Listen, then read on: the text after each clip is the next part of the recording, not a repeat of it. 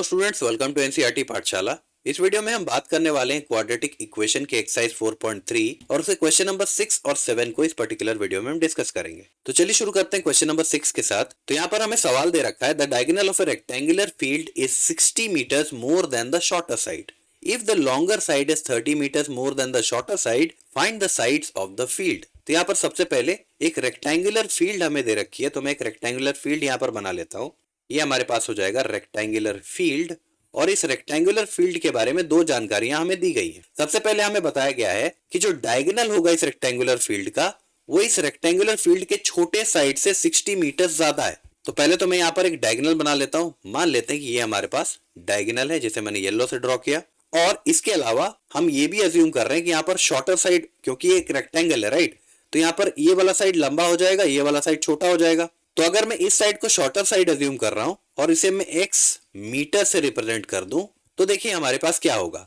हमें क्वेश्चन में कहा गया है कि जो डायगोनल है वो इस शॉर्टर साइड की जितनी भी लेंथ होगी उससे 60 मीटर ज्यादा है। शॉर्टर साइड को हमने x मीटर के अज्यूम कर लिया राइट, तो डायगोनल कितना हो जाएगा, इस x मीटर से 60 मीटर ज्यादा, यानी कि डायगोनल हमारे पास हो जाएगा x प्लस 60 मीटर्स के बराबर राइट। होपफुली आपको ये समझ आया होगा। इसके साथ साथ हमें ये भी बताया गया है कि जो लॉन्गर साइड है, the longer side is 30 metre more than the shorter side. तो फिर से देखिए हमारे पास शॉर्टर साइड है कितना, x मीटर्स के बराबर, और ये जितनी भी लेंथ होगी इससे 30 मीटर ज्यादा होगा ये लॉन्गर साइड। तो यहाँ पर लॉन्गर साइड हो कितना जाएगा, x, जो कि शॉर्टर साइड है, इससे 30 मीटर ज्यादा। तो लॉन्गर साइड हमारे पास x प्लस 30 मीटर्स का हो जाएगा। हमें यहाँ पर कैलकुलेट क्या करना है, हमें तीनों के तीनों साइड्स निकालने हैं, यानी कि डायगोनल, ये शॉर्टर साइड और ये लॉन्गर साइड, तीनों साइड्स की वैल्यू हमें यहाँ पर निकालनी है राइट। तो देखिए यहाँ पर भाई, क्योंकि ये एक रेक्टेंगल है तो यहाँ पर मैं कह सकता हूँ कि यहाँ पर हर एंगल 90 डिग्री के बराबर होगा, है ना। अब क्योंकि हर एंगल 90 डिग्री के बराबर है तो पहले इसे मैं एक नाम दे देता हूँ। अगर मैं अज्यूम कर लूँ ये ए है, ये बी है, ये सी है और डी है, तो ये जो ट्राइंगल हमारे पास है ए बी डी, ये एक राइट एंगल ट्राइंगल है राइट, क्योंकि यहाँ पर एक एंगल 90 डिग्री के बराबर है। अब अगर ये एक राइट एंगल ट्राइंगल है तो यहाँ पर पाइथागोरस थ्योरम तो हम लगा ही सकते हैं। पाइथागोरस थ्योरम होता क्या है, ये होता है हाइपोटेनस का square this is equal to perpendicular square plus base का स्क्वायर। अब देखो भाई, यहाँ पर 90 डिग्री के ऑपोजिट जो साइड होता है उसे हम हाइपोटेनस कहते हैं। तो हाइपोटेनस हमारे पास कितना है, x प्लस 60। परपेंडिकुलर और बेस को तो आपको स्क्वायर करके ऐड करना है, तो दोनों में से किसी को कुछ भी अज्यूम कर लो। तो यहाँ पर अगर मैं हाइपोटेनस, परपेंडिकुलर और बेस की वैल्यूज को इस इक्वेशन में, इस पाइथागोरस थ्योरम में पुट करूं, तो देखो हमारे पास क्या आता है, h स्क्वायर यानी कि x प्लस 60 का square, this is equal to perpendicular को अगर मैं x मान लूं तो यहाँ पर x का स्क्वायर, प्लस बेस को अगर मैं x प्लस 30 अज्यूम कर लूं तो ये हमारे पास पाइथागोरस थ्योरम से आ जाएगा, इसका स्क्वायर राइट। अब इसे सॉल्व करने पर देखते हैं हमारे पास क्या आएगा। a plus b whole square का फॉर्मूला यहाँ पर लग सकता है, a स्क्वायर हो जाएगा x स्क्वायर, b स्क्वायर यानी कि 60 का स्क्वायर हो जाएगा 3600, प्लस 2ab हमारे पास हो जाएगा 2 into 60 that is 120, 120 into x ये हो जाएगा 120x। ये LHS की वैल्यू हमारे पास आ गई। This is equal to RHS पर देखो x का स्क्वायर हमारे पास कितना हो जाएगा, x स्क्वायर, प्लस यहाँ पर फिर से a plus b whole square का फॉर्मूला में लगा सकता हूँ, तो यहाँ पर a स्क्वायर हो जाएगा x स्क्वायर, b स्क्वायर हो जाएगा 900, 30 का square is 900, plus 2ab, 2 into 30 is 60, 60 into x is 60x। तो ये वैल्यू हमारे पास आ गई। अब देखो भाई, x स्क्वायर इधर भी है LHS पर, RHS पर भी, तो एक एक x स्क्वायर मैं कैंसिल कर सकता हूँ। इसके बाद मैं क्या करता हूँ, ये जो LHS की वैल्यूज हमारे पास है 3600 और 120, इन दोनों को मैं RHS पर भेज देता हूँ। तो देखो RHS पर हमारे पास था क्या, x स्क्वायर हमारे पास पहले से था, प्लस 900 प्लस 60x, ये हमारे पास पहले से है एक तरफ, और दूसरी तरफ हमारे पास 3600 प्लस 120 है, तो इसे मैं ऐसे लिख देता हूँ 3600 प्लस 120x राइट। अब इन दो वैल्यूज को मैं LHS पर ले जा रहा हूँ, तो यहाँ पर LHS पर जो वैल्यूज है वो तो एज इट इज रहेंगी, x स्क्वायर प्लस 900। अब ये 3600 LHS पर जाकर के माइनस हो जाएगा, तो यहाँ पर मैं लिख सकता हूँ माइनस 3600। इसके बाद हमारे पास प्लस 60x है, तो यहाँ पर मैं लिख देता हूँ प्लस 60x, और प्लस 20x जब LHS पर आ जाएगा तो ये हो जाएगा minus 120x। This is equal to 0, क्योंकि RHS पर जो भी वैल्यूज हमारे पास थी उन्हें हम LHS पर ले जा चुके हैं राइट। अब देखो यहाँ पर वैल्यू क्या आती है, x स्क्वायर तो एज इट इज रहेगा, प्लस 900 माइनस 3600, इसकी वैल्यू कितनी आ जाएगी भाई, ये आ जाएगा माइनस 2700 2700। इसके अलावा प्लस 60x माइनस 120x, ये कितना हो जाएगा, ये हो जाएगा माइनस 60x के बराबर, दिस इज इक्वल टू 0। तो यहाँ पर एक क्वाड्रेटिक इक्वेशन बनती हुई आपको नजर आ गई होगी राइट। अब हमें करना क्या है, हमें सिंपली इस क्वाड्रेटिक इक्वेशन को सॉल्व करना है। हमारे पास x की दो वैल्यूज आएंगी राइट। तो देखो इसे सबसे पहले मैं अरेंज करके लिख देता हूँ, ये हो जाएगा x square minus 60x minus 2700, this is equal to 0। ये हमारे पास क्वाड्रेटिक इक्वेशन है। इसे आप किसी भी मेथड को यूज करके सॉल्व कर सकते हो। मैं यहाँ पर मिडिल टर्म को स्प्लिट करने वाला मेथड यूज कर रहा हूँ। तो उसके लिए हमें करना क्या होता है, हमें पहले और तीसरे टर्म को पहले मल्टीप्लाई करना पड़ता है, राइट। तो इन दोनों को मल्टीप्लाई करने के बाद हमारे पास आ जाएगा -2700 x²। अब हमें करना यह है कि हमें ये जो आगे नंबर होता है इसे कुछ इस तरह से दो नंबर्स में स्प्लिट करना है, जिन दो नंबर्स को ऐड करने पर ये वाली बीच की वैल्यू आ जाए और उन दो नंबर्स को मल्टीप्लाई करने पर ये वाली वैल्यू आ जाए 2700 -2700 x², राइट। तो देखो अगर मैं उन दो नंबर्स की बात करूं तो एक हमारे पास हम ले सकते हैं -90x और दूसरे को हम ले सकते हैं +30x। ऐसा क्यों, देखो भाई -90x +30x जैसे ही आप करोगे तो आपके पास वैल्यू कितनी आ जाएगी इन दोनों को ऐड करने पर, -60x, राइट। और इन दोनों को जब आप मल्टीप्लाई करोगे तो आपके पास -2700 x² आ जाएगा। तो -60x को हम इस तरह से लिख ही सकते हैं, इसी को तो मिडिल टर्म स्प्लिट करना कहते हैं, राइट। तो देखिए यहां पर मैं लिख रहा हूं x² -60 की जगह पर हम ये वाली वैल्यू लिख रहे हैं -90x +30x -2700 this is equal to 0। अब यहाँ पर पहले दो टर्म से मैं x कॉमन ले सकता हूँ, x जैसे ही हम कॉमन ले लेंगे तो यहाँ पर बचेगा x -90 और दूसरे दो टर्म से हम 30 कॉमन ले सकते हैं। तो यहाँ पर अगर मैं +30 कॉमन ले लूं, 30 बाहर जा चुका, अंदर बचा x -30 × 90 2700 होता है, तो यहाँ पर 90 आ जाएगा। This is equal to 0। अब आप x -90 कॉमन ले लो, x -90 जैसे ही आप कॉमन ले लोगे तो x -90 बाहर जा चुका है, अंदर बचेगा x प्लस x -90 यहां से बाहर जा चुका है, अंदर बचेगा 30। This is equal to 0। अब देखो भाई फिर से आपके पास वो वाली फॉर्म बन गई कि दो नंबर का प्रोडक्ट होने पर फाइनल वैल्यू हमारे पास 0 आ रही है। तो कोई भी दो नंबर सपोज x और y इन दोनों को मल्टीप्लाई करने पर अगर 0 हमारे पास आ रहा है तो इसका मतलब सिंपली ये है कि इन दोनों में से कोई एक या फिर दोनों के दोनों 0 के बराबर होंगे, तभी तो 0 आएगा। जैसे अगर मैं पहले नंबर को 3 ले लूं तो दूसरे नंबर को 0 होना होगा, तभी तो 3 × 0 0 आएगा। सिमिलरली अगर मैं दूसरे नंबर को 3 ले लूं तो यहाँ पर अगर मैं दूसरे नंबर को 3 ले लूं तो पहले नंबर को 0 होना पड़ेगा, तभी तो 0 × 3 0 आएगा। इसके अलावा फाइनली अगर मैं दोनों नंबर को 0 ले लूं, x को भी 0 ले लूं, y को भी 0 ले लूं, तब भी हमारे पास 0 आएगा। तो ये तीन पॉसिबिलिटीज हमारे पास है कि किसी भी दो नंबर को मल्टीप्लाई करने पर अगर 0 हमारे पास आ रहा है तो उन दोनों में से कोई एक या फिर दोनों के दोनों 0 के बराबर होंगे। और इसी प्रॉपर्टी को हम यहाँ पर यूज करेंगे। हम क्या करेंगे, सबसे पहले इसे हम 0 के बराबर अज्यूम कर लेंगे, दिस इज इक्वल टू 0। तो उससे हमारे पास x की एक वैल्यू आएगी। उसके बाद हम इस दूसरे जो फैक्टर हमारे पास है इसे हम 0 के बराबर अज्यूम कर लेंगे, तो इससे हमारे पास दूसरा जो रूट है इस क्वाड्रेटिक इक्वेशन का वो हमारे पास आ जाएगा।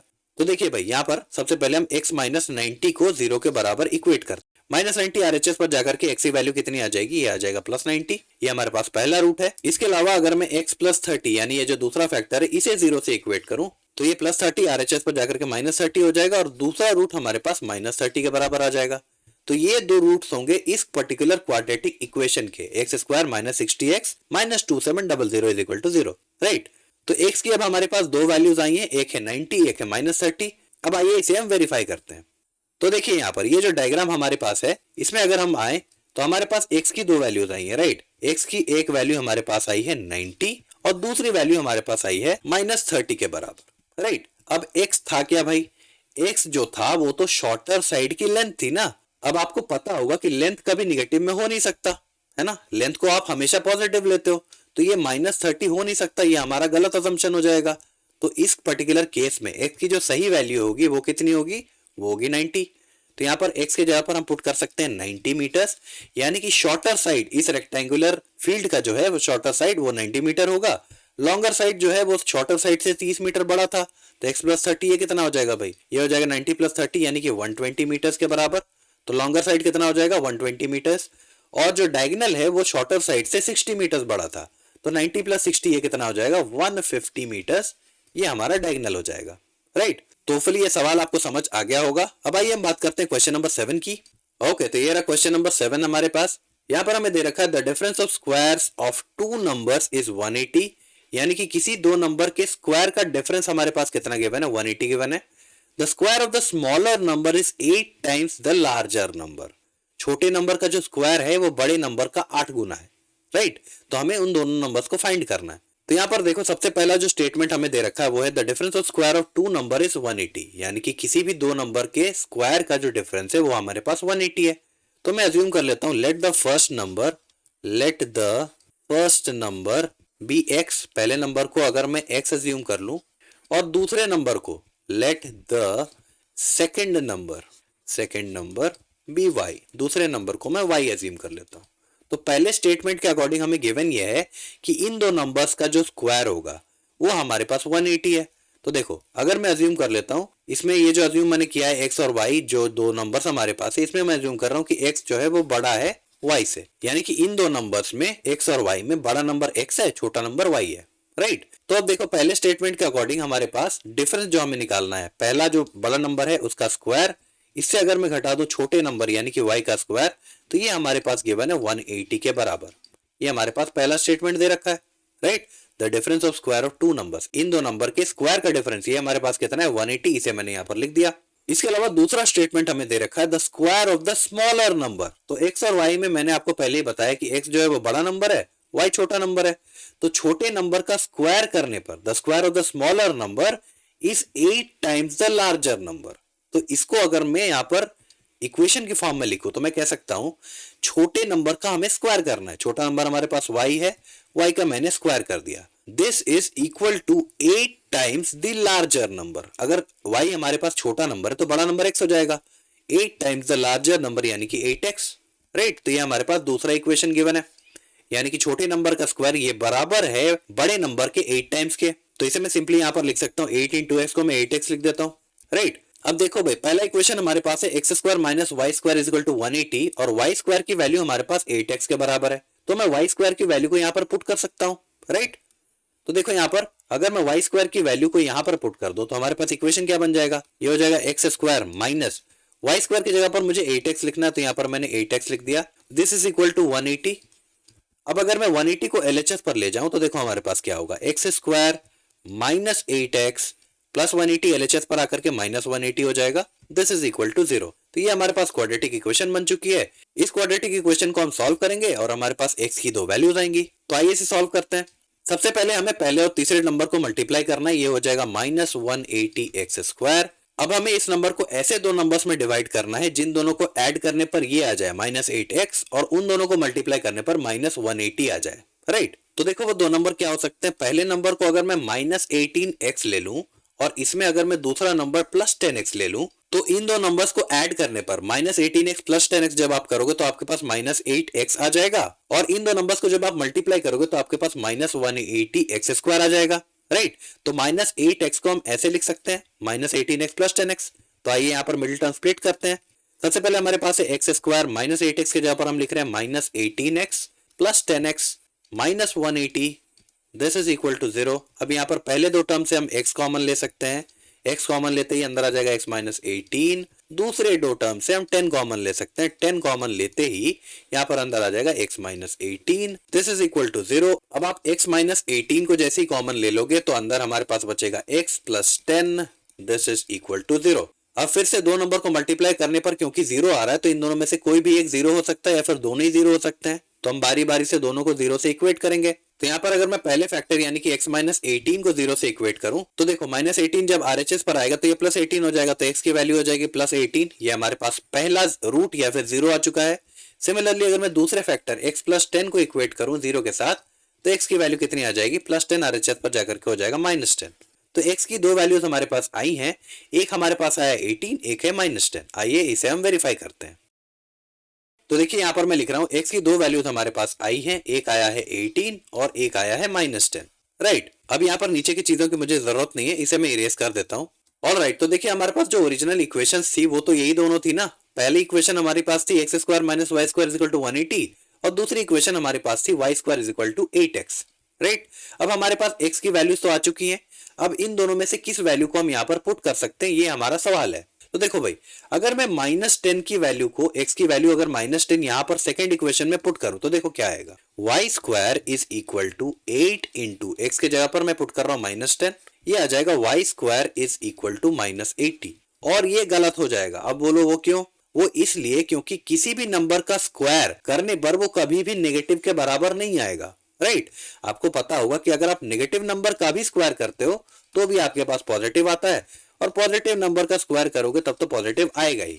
यानी कि किसी भी नंबर का चाहे वो पॉजिटिव हो या नेगेटिव उसका स्क्वायर अगर हम करेंगे तो वो हमेशा पॉजिटिव आता है। तो यहाँ पर y का स्क्वायर करने पर वो बराबर आ सकता है क्या नेगेटिव नंबर के, नहीं आ सकता। इसका मतलब ये जो x की वैल्यू हमने ले रखी है माइनस 10 ये गलत होगा ऑब्वियसली, राइट। तो x की सही वैल्यू कितनी हो जाएगी, ये हो जाएगा 18 तो आइए यहाँ पर x की वैल्यू को 18 हम पुट करते हैं और उन दो नंबर्स को कैलकुलेट करते हैं। तो देखो यहाँ पर अगर दूसरे इक्वेशन में यानी कि y square this is equal to 8 into x की जगह पर मैं क्या पुट कर रहा हूँ 18, तो यहाँ पर फर्दर हमारे पास हो जाएगा y square is equal to 8 इंटू 18 कितना हो जाएगा, ये हो जाएगा 144, राइट। इसके बाद हमारे पास क्या आ जाएगा, इसके बाद हमें पता है y square is equal to 144, तो मैं ऐसा लिख सकता हूँ y is equal to under root 144, ऐसा तो मैं लिख सकता हूँ। अब क्योंकि ये क्वाड्रेटिक इक्वेशन था y square is equal to 144, तो y की दो पॉसिबल वैल्यूज होंगी, है ना। तो यहाँ पर अंडर रूट 144 स्क्वायर किसका है, 144 आपको पता होगा कि अगर आप +12 का स्क्वायर करोगे तब भी आपको 144 मिलेगा, और अगर आप -12 का स्क्वायर करोगे तब भी तो आपको 144 ही मिलेगा। तो ये 144 जो आया है ये आया कैसे होगा, या तो +12 का स्क्वायर करके आया होगा 144 या फिर -12 का। तो यहाँ पर मैं कह सकता हूँ कि y की दो पॉसिबल वैल्यूज हो सकती है, प्लस या -12, राइट। तो इस तरह से y की वैल्यू हमारे पास आ चुकी है प्लस या -12, और x की वैल्यू को तो हमने पहले ही कैलकुलेट कर रखा है, x हमारे पास है +18 के बराबर, है ना। तो अब देखो अगर हम शुरुआत में वापस चलें तो हमारे पास दो नंबर्स हमने अज्यूम किए थे, राइट। एक नंबर हमारे पास था x, एक नंबर हमारे पास था y। x की हमारे पास एक वैल्यू आई 18 के बराबर, और y की हमारे पास दो वैल्यूज आई हैं, y हो सकता है +12 या फिर -12, राइट। तो उन दो नंबर्स को हम क्या ले सकते हैं, पहले नंबर को अगर मैं 18 ले लूं और दूसरे नंबर को अगर मैं 12 ले लूं तो ये वो दो नंबर्स हो सकते हैं, x हमारा 18 हो जाएगा और y 12 हो जाएगा। इसके साथ साथ अगर मैं x को 18 ले लूं, x को मैं 18 ले लूं और दूसरा नंबर -12 भी तो हो सकता है, तो y हमारे पास -12 भी हो सकता है, तो वो दो नंबर्स ये भी हो सकते हैं। ये दोनों के दोनों जो पेयर मैंने फॉर्म किए ये दोनों के दोनों इन दो इक्वेशंस को सेटिस्फाई करेंगे, राइट। तो इसीलिए यहाँ पर इस सवाल का जवाब हमारे पास क्या हो जाएगा, वो दो नंबर हो सकते हैं 18 या फिर 12 या फिर 18 या -12, राइट। तो ये हो जाएगा इस सवाल का जवाब। होपफुली इस वीडियो में जो भी चीजें मैंने आपको एक्सप्लेन की वो आपको समझ आ गई होंगी। अगर आपको कोई डाउट्स या क्वेरीज अभी भी रह जाती हैं तो आप नीचे कमेंट्स में पूछ सकते हो। आपसे एक रिक्वेस्ट है कि अगर आपको ये वीडियोस पसंद आ रही हैं, आपको चीजें समझ आ रही हैं, तो प्लीज इस चैनल को सब्सक्राइब कीजिए, इन वीडियोस को लाइक कीजिए और अपने दोस्तों के बीच शेयर कीजिए। Okay, thank you.